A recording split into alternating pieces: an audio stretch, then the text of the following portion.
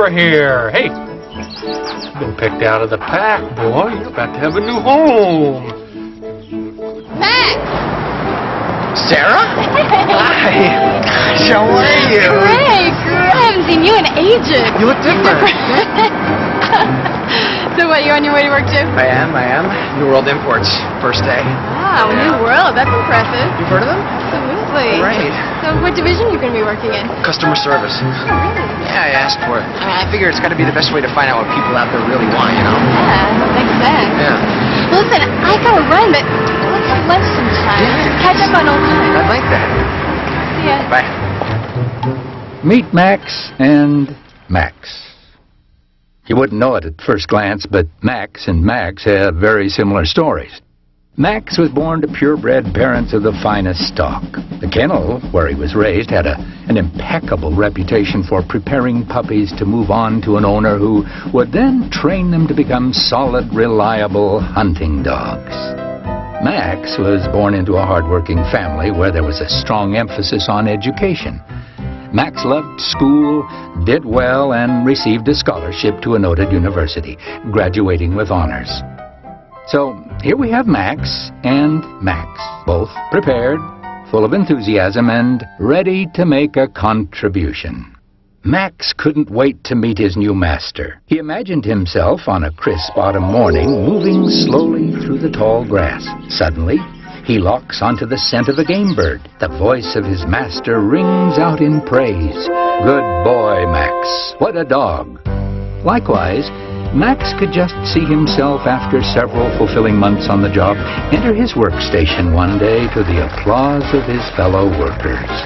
There, placed on the keyboard of his computer, is a plaque recognizing him as Customer Service Rep of the Year. Such were the dreams of Max and Max, dreams of service and meaningful contribution. Enter into our story Mr. Harold. Mr. Harold is the manager of the customer service department at New World Imports. He's also the new owner of a hunting dog.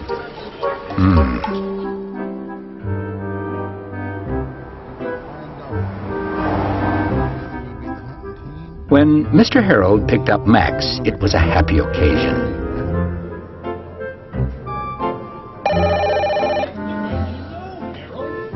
If you've got all these really great ideas, then put them to work in your own department. Okay. Likewise, when Max arrived at New World on his first day, Mr. Harold greeted him in an atmosphere of great warmth and welcoming. Mr. Harold talked to Max about his new home, about hunting, and about, well, life in general. Max listened. In his office, Mr. Harold told Max about the company's goal to put the customer first. Service, he said, as he showed him a nice custom version of the department mission statement hanging on his wall. And Max listened.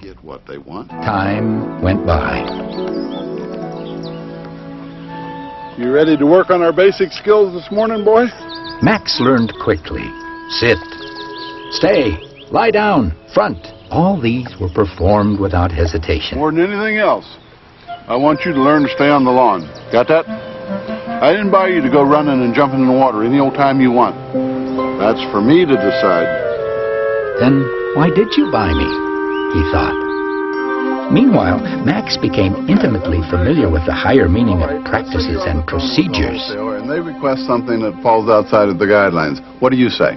I say, I'm sorry, ma'am, or sir, but company policy doesn't allow me to do that. What is that referring to in this case, sir? Doesn't matter. It doesn't? Absolutely not. Why did you hire me, he thought. And time went by.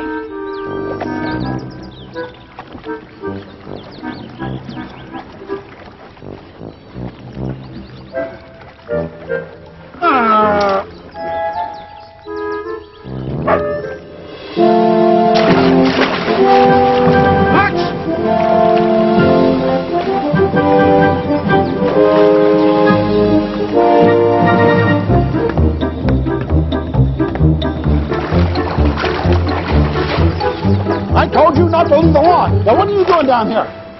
Now, you get right back up on that lawn before I take a newspaper to you. Go on, you get.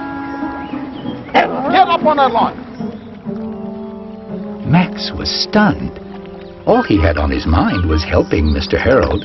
He had all this breeding, all this built-in know-how to put to use. The hat falling in the water was the perfect opportunity to be of service. So why is he so upset? He wondered.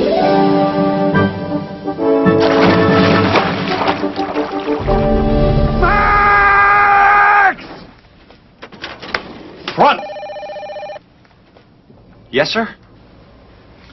Sit. Sid? Have a seat. Of course, sir. Thank you, sir. Tell me about DeWalt Travel Associates. Oh, yes. Ann DeWald herself called me to tell me that she hadn't received the luggage shipment. This was the second time, and she was headed to Europe for the big travel show. Couldn't wait for regular shipping, so I overnighted it to her. I know all that part. What I want to know is why did you do it? Why? Yes, why? Because when she called, shipping was on a shift change. So? So I couldn't get anyone to answer. So? So after I finished here, I went down to shipping myself, found the right line, and arranged for the overnight shipper to pick it up. You're missing the point of my question. I don't care about all the hoops you jumped through. I just want to know why did you do that? Service, service, service, sir. Don't quote company policy to me, young man. There's a larger issue here. I agree. In fact, I wanted to know if I could make a few departures from company guidelines, maybe for a 30-day period or so, track the results and see if the callback and referral margins go up. And maybe we could set you up on your own floor. Hire support staff, create a new line item in the corporate budget. Get your own job figured out first, Max. Then you can start worrying about mine, okay? Yes, sir. Now, Mr. Harold wasn't really a bad man, you see. In fact, he was really quite average. He just had a certain way of looking at his job, and he wanted those who worked for him, all those who worked for him, to look at their jobs in just the same way. Go get it, boy.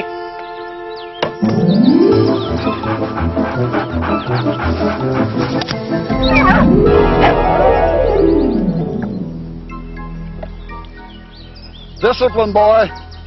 Discipline. And so, Most as important time went quality by, of great hunting Max dogs. learned exactly You gotta what learn Mr. it. Harold wanted, Even if it's and the he hard did it. way. Likewise, Max put his all into following what seemed to be the real New World guidelines of customer service. And as time went by, he came to know exactly what Mr. Harold wanted, You bought and the he voltage gave adapters it to him. allow your research team to use their laptops when they're out of the country. Is that right? But you have to understand, it is our policy not to refund or replace after 30 days. I'd be happy to refer you to our customer service supervisor. What will he tell you? I suspect he'll tell you the very same thing, sir. Very well then, sir. We thank you and we appreciate your business. Not that we'll ever get any more. What was that? I'm sure we'll see more and more. The days passed by. Things were going smoothly, just like Mr. Harold liked them to go. But then, one day... It's your big day, boy. You're going out in the fields. You're going to learn from the pros. So, you're going to get a chance to finally show what you can do. Oh, it's a challenge, I admit. But like we always say around here, challenge is just an opportunity we didn't ask for. So I want you to go out there and remember everything you've learned. Everything I've taught you. There are old customers out there we haven't heard from in a long time. Old friends. And you're going to go out and retrieve them for me. You're finally going to get to do what you've been trained to do. So, get out the elbow grease, strap yourself in, and go get it. The oration was meant to be motivating, no question, even inspiring. The best of intentions were attached to every word. Howdy, boys. How y'all today? I'll go get my gun and I'll be right out, okay? Max, come on, get in the truck. Max was truly excited to go out to the fields and flush out game, but he wouldn't leave the lawn. And Max learned quickly that no matter how sincerely he restated company policy to lost customers, they still had the same problems. Mr. Harold's lofty goals were not being achieved. Mr. Harold was perplexed. Get in that truck. At first he tried encouragement. Look, boy, I don't know what the problem is, but... See, you need to look at this like it's an adventure. That more than anything else is fun. Because with each old customer you talk to on that phone comes an opportunity to make a new friend. Yeah, but they all hate me. Oh, I remember you. No, you're the one who said no. I understand, I do, but... See those guys? They want to go. They're ready to go. And see their dogs? Their dogs are ready to go. You don't see those dogs lying around with their chins on the ground, do you? The question I'm starting to ask myself now is, why am I paying you the kind of money I'm paying you when this is what I get in return? Huh? Can you answer me that? You are supposed to be the best that money can buy. And look at you. I give you your big chance. Your big opportunity to show what you can do, and this is what you do with it? Come on! There's all that brains and education and ambition you walked in here with a few months ago.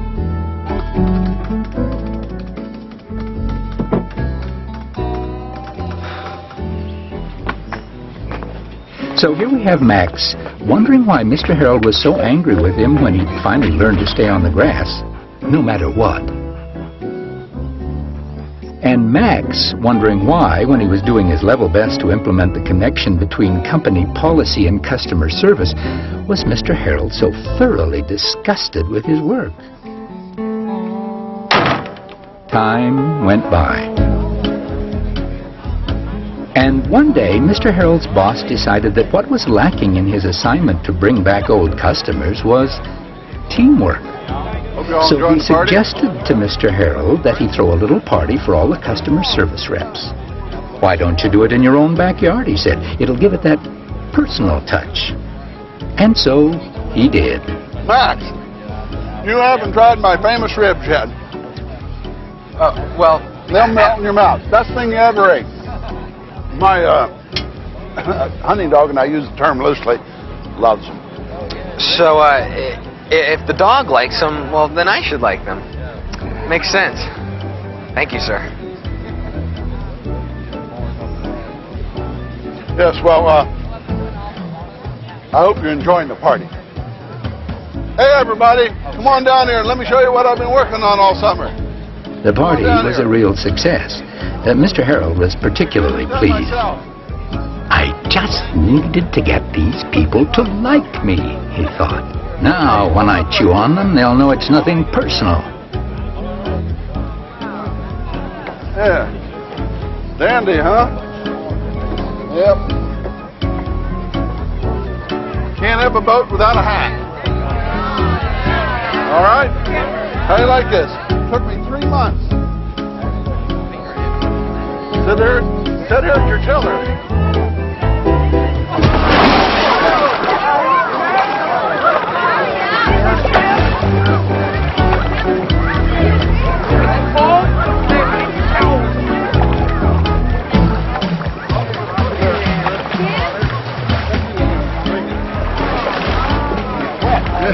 You all go on to the party. Just go on to the party. I'll go change.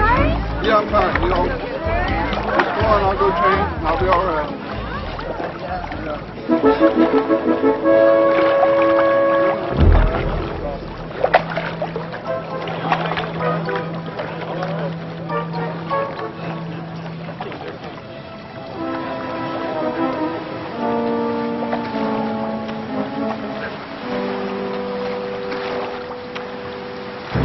You must know something about that hat that I don't.